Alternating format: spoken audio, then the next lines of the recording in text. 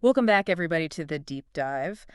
Today we're going to do like a deep dive into the world of cybersecurity. Sounds good. Yeah, we've got a really interesting mix of sources this time. Right. We've got like news articles, Hmm. legal analysis, even a research study on AI and crypto. Nice. So our mission today is to figure out like what's really going on beneath the surface Right. of all these headlines and like what does it mean for you listening. What's really striking to me about all of this information that we're going to go over is just how interconnected it all is. Yeah. I mean, from telecom hacks to Yeah. cryptocurrency scams, AI-generated code vendor vulnerabilities, Yeah. it just paints this picture of like this rapidly evolving threat landscape Right. where those traditional boundaries of, what we used to think about cybersecurity Yeah. are starting to blur. Yeah. I feel like we're at this crossroads where all these established systems are being challenged by these Ah, new technologies. And it's like, we don't even know what the rules are anymore.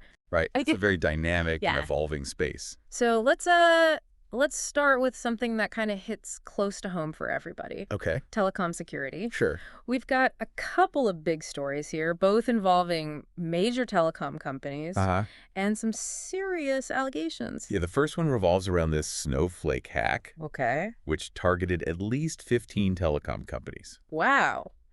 What's really concerning is the alleged involvement of a U.S. soldier acting as a middleman Oh, wow. for a Canadian hacker. So this isn't just like some kids in their basement Oh, anymore. no, this is organized international Yeah. operations targeting critical infrastructure. So it's like a digital espionage thriller playing out in the real world. Oh. I mean, if you've got someone in the military involved, that raises some serious questions about insider threats Yeah. and the potential for sensitive information to be compromised. Absolutely. And I think what this really underscores Yeah. is the vulnerability of even seemingly secure networks. Yeah. Like if the military can be compromised, then who can't be? Right. And I think it underscores the need for robust internal security measures. Yeah, and then speaking of large-scale breaches, we also have AT&T and Verizon Right. announcing that they finally removed some Chinese hackers from their networks after this long-running Salt Typhoon hack. Yeah. But there's some skepticism about whether they've truly eradicated the threat Right. because of the scale of this compromise. Right. One of the articles we read said one provider reported over 100,000 devices Wow. that were affected. That's a lot of devices. That's a staggering number. I mean, it really makes you wonder, Right. like, how confident can we be in the security of any network? Yeah. Especially when you're talking about critical infrastructure like telecoms. Sure. What does this mean for everyday users? Right. Like, you and me, are our calls and our data really safe? That's a legitimate concern. I mean, I think even if we're not being directly targeted, Uh-huh. these incidents erode trust in the digital systems we rely on every day. Right.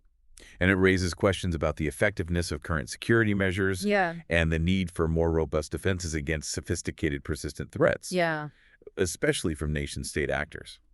It's a little unsettling Yeah, to think about all that. it is. So let's move on to the world of cryptocurrency, where it seems like the drama never ends. It's true. We've got two stories here that really highlight the ongoing issues of fraud and market manipulation. Yeah, Um, which is definitely something that yeah, gives you pause. does this whole thing Yeah. even make sense? Right. The first story is about Du Quan, co-founder of Terraform Labs. Okay. He was recently extradited to the U.S. to face charges related to a $40 billion Wow. cryptocurrency scam. That's a lot of money. It is a lot of money. And he had actually fled South Korea as his company collapsed, Oh, wow. which adds another layer Right. of international intrigue to the whole affair. It sounds like a plot straight out of a financial thriller. Movie. Absolutely. And then there's the news that the SEC fined Jump Crypto $23 million Right. for secretly loaning Terraform Labs $20 million, Right. which allowed them to rake in a cool $1.25 billion Right. before everything came crashing down. Yeah, I think this case really highlights the need for transparency Yeah. and accountability in the crypto world. Uh-huh. Proponents of cryptocurrency argue that it offers this Yeah. decentralized and democratized financial system. Right. But these incidents raise questions about the potential for insider dealings and market manipulation. It definitely makes you think twice about diving into the crypto market. It does. Is this a sign of things to come? Well, Could increased regulation be the next chapter? It's certainly possible. Yeah. I mean, regulators are facing mounting pressure Uh-huh. to address these risks associated with cryptocurrency, Right. especially as these high-profile cases Right. keep hitting the headlines. And so it'll be interesting to see how they balance the need for investor protection Uh-huh. with fostering innovation Right. in this rapidly evolving space. It's a delicate balance, Yeah. for sure. Keeping your systems safe is super important as businesses rely more and more on digital systems, and that's where turnkey cybersecurity can really help. Yeah, we're here to help small businesses just like yours make sure they're safe and sound in this crazy world of cybersecurity. And we offer a whole suite of services specifically tailored for you. So that's ensuring CMMC compliance and doing penetration testing. We also run vulnerability scans, and we can help you develop a comprehensive risk assessment. And it doesn't stop there, right? No, it doesn't. We handle incident response, should the unfortunate happen, and we guide you through migrations like GCC. We just want to make sure your transitions are smooth and that you're secure. It's all about peace of mind, right? You focus on what you do best, running your business, and we'll make sure that your digital world is safe and sound. Okay, so now let's shift gears a little bit and talk about something incredibly exciting and potentially game-changing AI-generated code. Yeah. This is where things start to get really Right. interesting Yeah, a little bit. and maybe a little bit scary, Yeah. depending on how you look at it. Yeah, depending on how you look at it. Yeah. So a Cool. very hot topic Yeah. that's raising a lot of questions in legal and ethical circles. Huh? Powerful AI tools like GitHub Copilot and ChatGPT are now capable of generating code Right. at an astonishing rate. Yeah. I mean, imagine having an AI assistant Right. that can just like churn out lines of code in seconds. It's incredible. It's incredible, but it raises some tricky questions too. It does. Like, who actually owns the copyright to this AI-generated code? What happens if it contains errors or infringes on somebody else's intellectual property? Right. Those are the million-dollar questions. Yeah. Unfortunately, we don't have very clear answers yet. Uh-oh. The legal framework surrounding this is still very much in its infancy. So it's a legal gray area. Yeah. I'm sure that's keeping lawyers busy. Oh, yeah. Trying to figure all this out. This is going to keep lawyers busy for years Yeah. to come. So what are some of the things that people are saying? Well, there's a lot of debate over whether this can even be copyrighted Right. because traditional copyright law focuses on human authorship. Okay. And so some experts suggest that trade secret protection might be a more viable option, Okay. but that raises its own set of challenges. Okay. So, And then there's the issue of inadvertent use of proprietary code. what do you mean by that? So AI tools like ChatGPT and Copilot, Yeah. they're trained on massive amounts of code. Right. And there's a chance that they could inadvertently generate code that's very similar or even identical to somebody else's proprietary code. So if I'm like a company Right. and I'm using an AI tool to write code, Right. I could unknowingly be using someone else's intellectual property Exactly. and open myself up to a lawsuit. You could. Oh, that's scary. That is a legitimate risk. Yeah. And it's one that developers and companies really need to be aware of. Yeah. It highlights the importance of carefully reviewing the output of these AI tools, Yeah. understanding the terms and conditions Right. of their use, Okay. and having really robust legal agreements in place to protect yourself. It feels like we're on the frontier of something big It does. with a lot of unknowns. Like, Right. how is this going to play out in the long run? Right. Is AI-generated code going to revolutionize the software industry? Yeah. Or is it going to become this, like, legal nightmare? It's really hard to say for Right. sure. Yeah. One thing, clear AI-generated code is here to stay. Yeah. The potential benefits are too great to ignore. But we really need to proceed with caution. Uh-huh. Establish these clear legal frameworks. Yeah. And really think about developing best practices Right. to ensure responsible and ethical use. Yeah. It sounds like we're all going to have to learn to navigate this We are. new world of AI-powered coding. It's a brave new world, Yeah. for sure. So let's move on from the complexities of AI-generated code Okay. and talk about another critical issue, vendor security, and the growing risks associated with these supply chain attacks. Yeah. And things are not looking too rosy in this area. You're absolutely right. I mean, organizations are becoming increasingly reliant on these third-party vendors and services. Yeah. And unfortunately, that just expands their attack surface and Uh-huh. introduces all of these new vulnerabilities. Yeah, and we have a very compelling case study. We do. The recent breach of Beyond Trust, a vendor used by the U.S. Treasury Department. That's right. No less. Yeah. I mean, if a company trusted by the U.S. Treasury Department can get hacked, it really drives home the point that no one is immune Right. Nobody is immune to these attacks. to these attacks. Yeah. What makes these vendor breaches so challenging? Well, for starters, you're essentially trusting another company with your security. Right. And you may not have full visibility into their practices. Mm-hmm. And Beyond Trust is just one example. Right. I mean, we've seen a string of high-profile breaches in recent years Right. that have stemmed from compromised vendors impacting companies like Capital One Snowflake, Wow. Move It Ticketmaster, MGM Caesars. So it's not just about securing your own systems anymore. No, it's not. It's like you have to be incredibly diligent Right. about vetting the security practices Yeah. of every vendor you work with. That's exactly right. That sounds like a logistical nightmare. It can be. What are some practical steps companies can take to manage this risk? Well, I think due diligence is paramount. Okay. You really need to thoroughly assess the security posture Okay. of any vendor that you're considering, Uh, verifying their practices, Okay. and being prepared to walk away if they don't meet your standards. Okay. Fortunately, there's a really valuable resource out there that can help, Oh. a guide called Choosing Secure and Verifiable Technologies. Okay. And it was actually developed by a coalition of international cybersecurity agencies, Oh, wow. including the U.S. Cybersecurity and Infrastructure Security Agency. Oh, that's great. So it's kind of like a cheat sheet Yeah. for evaluating vendor security. Okay, so what are some of the key takeaways from this guide? Well, it offers a framework for understanding what we call secure by design principles, Okay. outlines some key considerations for internal and external procurement processes. Uh-huh. It even includes checklists Oh, wow. for evaluating potential vendors. So it really gives you like a step-by-step It does. kind of a way to go through this. Exactly. That's fantastic. And the best part is it's completely free. Oh, that's awesome. We'll be sure to include a link to it in the show notes. Perfect. Yeah, I think our listeners would love that because, just knowing where to find reliable information like that Absolutely. is half the battle. It is. Okay, before we move on, Yeah. there's a story I came across that I thought was really interesting, Okay. and I think our listeners will too.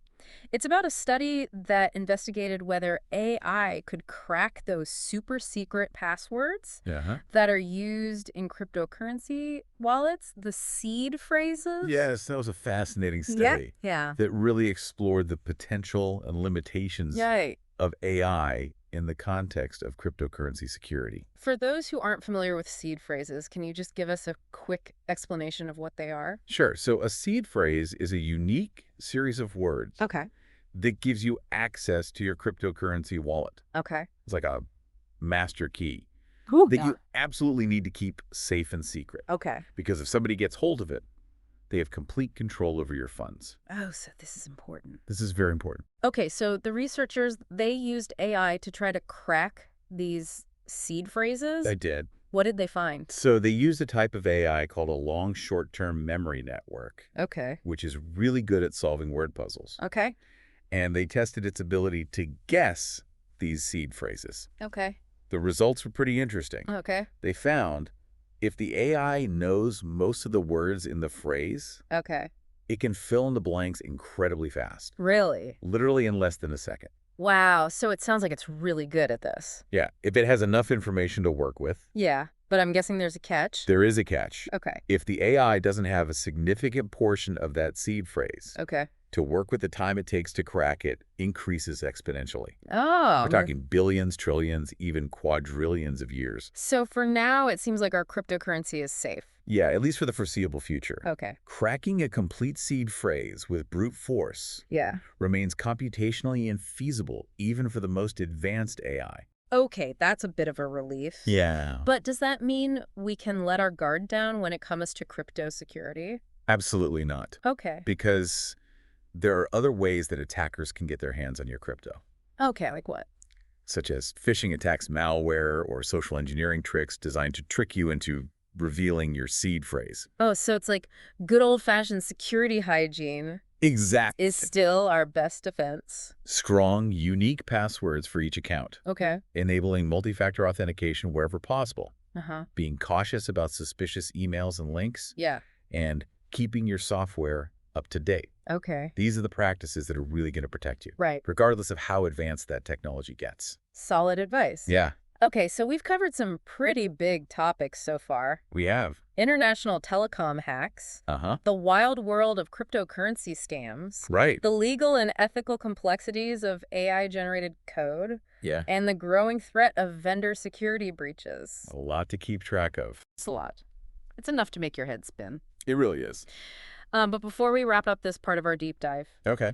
there are a few other noteworthy news items that popped up on our radar Right. that I think are worth touching on. Sounds good. So what else is happening out there? Well, there's been some talk about a potential ban Okay. on TP-Link routers over cybersecurity risks. TP-Link routers? Yeah, and some argue this is more of a political move than a genuine security concern, Okay. given that TP-Link is a Chinese company. Uh-huh. And we're seeing this ongoing tension between the U.S. and China in the cybersecurity realm. Right. I mean, that geopolitical angle definitely adds another layer of complexity. It does. But I've also read reports that TP-Link routers have had vulnerabilities in the past. Yeah. So it's not like these security concerns are completely unfounded. That's true. What do you think is really driving this potential ban? Well, it's hard to say for sure. Yeah. I think it likely boils down to a combination of factors. Legitimate security concerns economic competition and geopolitical maneuvering. Yeah.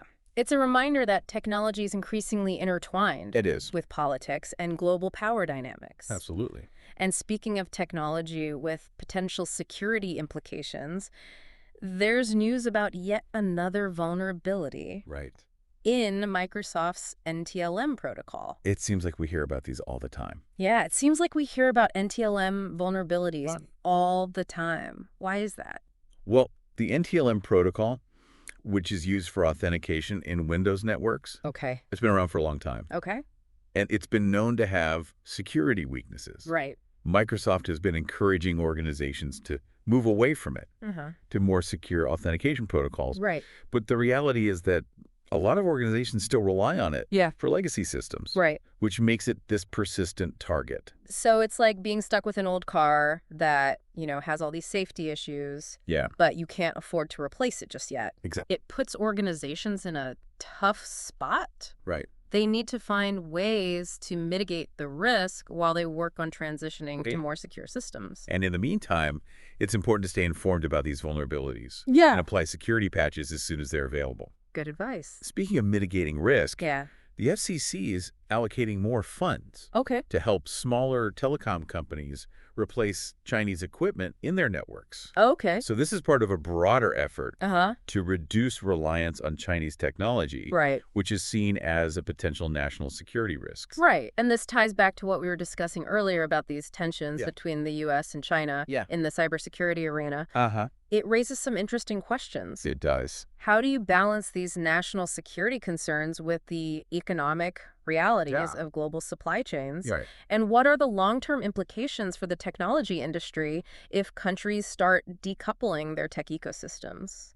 Those are really complex questions without easy answers. Yeah. But I think it's clear that cybersecurity is becoming this increasingly important factor Yeah. in international relations Yeah. and economic policy. It's something we'll be watching closely as the situation unfolds. Yeah. Now, shifting gears a bit, there was a report that North Korean hackers Right. stole $300 million in Bitcoin Yeah. from a Japanese cryptocurrency platform. Yeah, it just goes to show that these nation-state actors Right, aren't just targeting traditional infrastructure anymore. right. They're actively engaged in cybercrime for financial gain. It's a reminder that cybersecurity is not just about protecting data and systems, it's about national security Uh-huh. and economic stability. Absolutely. And speaking of data breaches, we have news about an incident involving the Rhode Island benefit system. Yeah. This one's particularly concerning because it impacts those vulnerable populations Right. who rely on these essential services. Right. These are people who rely on programs like SNAP Medicaid and Right. cash assistance. Yeah. And it just underscores the importance of robust security measures Yeah, for these government systems that hold such sensitive personal information. absolutely. And the potential for real-world harm Right. when these systems are compromised. It's a reminder that cybersecurity is not just a technical issue. Right. It has real human consequences. It does. We also saw a phishing attack Yeah. targeting General Dynamics employees, Uh-huh. which compromised their benefits portal. Yeah, it seems like phishing attacks never go out of style. They really don't. It Yeah. seems like they're always coming up with Exactly. new ways Yeah. to do this. Yeah. Phishing continues to be a highly effective tactic for these attackers Right. because it really preys on human psychology. Yeah. It exploits our trust Right. and our tendency to click on links without thinking carefully. Right. And they're getting increasingly sophisticated. It's not just about Nigerian princes asking for money anymore. Right. I mean, these attackers are crafting highly targeted phishing campaigns that are tailored to specific Wow. individuals and organizations. So it's not just about having strong technical defenses anymore. No, it's not. It's also about educating users about these phishing tactics Right. and empowering them to make smarter decisions. Absolutely. Those. Security awareness training is crucial. Yeah. Organizations really need to make sure that their employees know how to spot these phishing emails, Right. what to do if they receive one, Uh-huh. and how to report suspicious activity. Good advice. And finally, there's news that Texas is cracking down on unregistered data brokers. This is an interesting development. Yeah, what are the implications of this? Well, data brokers collect and sell vast amounts of personal information. Right. And there's this growing concern about how that data is being used and protected. Uh-huh. Texas's actions could signal a trend towards stricter regulation of the data broker industry, which could have implications for businesses that rely on data brokers for marketing and other purposes. Yeah, it's definitely a space to watch. For sure. Okay, so we've covered a lot of ground today. We have. From international espionage and cybercrime to the intricacies of AI-generated code Right. and the ever-present threat of phishing. A lot. It's a lot. It's a reminder that the world of cybersecurity is constantly evolving. It is. And we need to stay informed and adaptable Right. to keep pace. You're absolutely right. Yeah. But amidst all these headlines Yeah. and technical details, Yeah. it's easy to lose sight of what this all means for Yeah. individuals Yeah. like you and me. Right. So as we shift to the final part of our deep dive, Okay. I want to bring the focus back to the personal level. Sounds good. Let's talk about what all of this means for our listeners Okay. and what they can do to protect themselves in this increasingly complex digital world.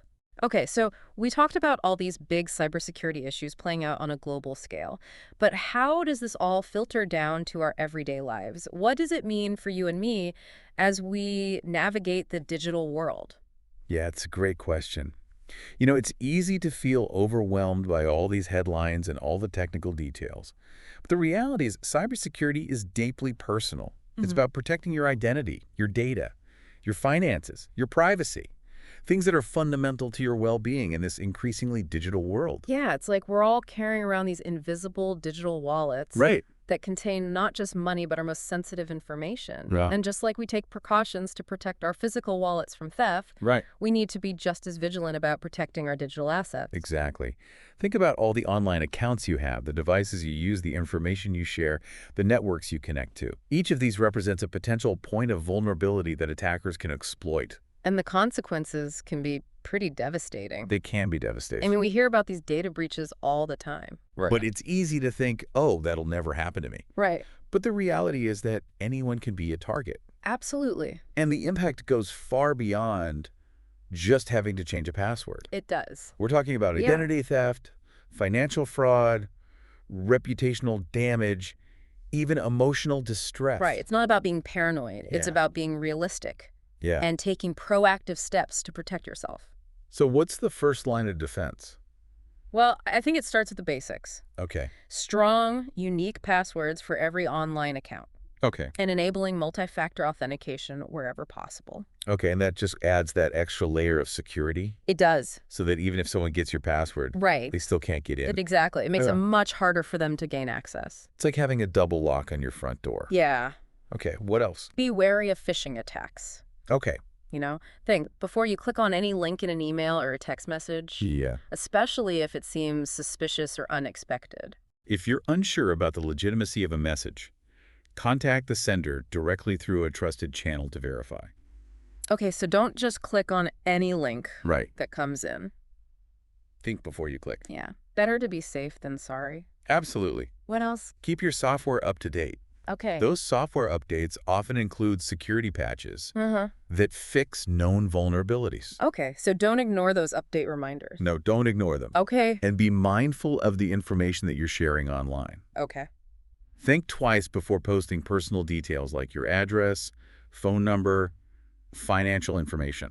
Right, because once it's out there, Once it's out there, it's out there. it can be hard to get back. It is very difficult to control. So it's kind of like being mindful of your surroundings in a physical space. Yeah, You wouldn't just like leave your valuables right. unattended in a public place. Exactly. You need to treat your digital valuables with the same care. Right. And if you're using public Wi-Fi, use a VPN to encrypt your connection and protect your data from snooping. So it's like putting on this digital cloak of invisibility when you're Yeah. moving through. I like that analogy. Yeah. A digital cloak of invisibility. When you're moving through these crowded spaces, Oh, that's great. I think the key takeaway here is that you have more control over your digital security You do. than you might think. Yeah. And by taking these simple steps, Right. you can significantly reduce your risk Absolutely. and create a safer online experience. It's about empowering yourself Yeah. to take control of your digital security. It's empowering to know that we're not just passive victims Right. in this digital world. It You is a have vic- agency. You do. We can make choices that enhance our security. Absolutely. Now, before we wrap up, I want to circle back to a thought that came up earlier Okay. when we were talking about AI and cryptocurrency. You mean the idea of AI cracking those cryptocurrency seed phrases? Yeah, it got me thinking about the broader implications of AI for cybersecurity. Uh-huh. You know, we've talked about how it can be used to enhance security. Right. But what about the potential for AI to be used by the attackers? That's a valid concern. And as AI becomes more powerful and sophisticated, Right. it really does have this potential to be a double-edged sword Uh-huh. in the cybersecurity realm. So it can be used for good or for bad. Exactly. On the one hand, it can help defenders analyze these vast amounts of data Right. to identify threats, Okay. automate security tasks, Uh-huh. and respond to attacks more effectively. So it's like having this army of super intelligent Yeah. security guards Right. constantly monitoring your digital perimeter. That's a good way to put it. But then on the other hand, AI could also empower attackers Yeah. to create more sophisticated malware, Right. launch more targeted phishing campaigns, Mhm. and even bypass traditional security measures. Yeah, it's like an arms race Yeah. between the good guys and the bad guys, Right. with both sides wielding the power of AI. And that's why it's crucial that we think about AI security from the ground up. Absolutely. Design these systems that are robust, resilient, and secure by design. And we also need to be thinking about the ethical implications of AI in this space. Yeah. Ensuring that it's used responsibly Right. and not to create new vulnerabilities Right. or exacerbate those existing inequalities. It's a reminder that technology is a tool. Yes. And like any tool, Yeah, it can be used for good or for ill. absolutely. It all depends on the intentions of the people who wield it. That's right. So as we wrap up this deep dive, Okay. I want to leave our listeners with the final thought. What's that? In an increasingly interconnected world, cybersecurity is everyone's responsibility. It is. We all have a role to play in protecting ourselves, our organizations, and our communities. Absolutely. It's about being aware, being proactive, and being part of the solution. Well said. And remember, security is a journey, not a destination. That's a good point. It's an ongoing process of learning, adapting, and staying ahead of the curve. Thanks for joining us on the deep dive today. We hope you found this exploration of cybersecurity informative and thought-provoking. Until next time, stay curious, stay safe, and stay secure.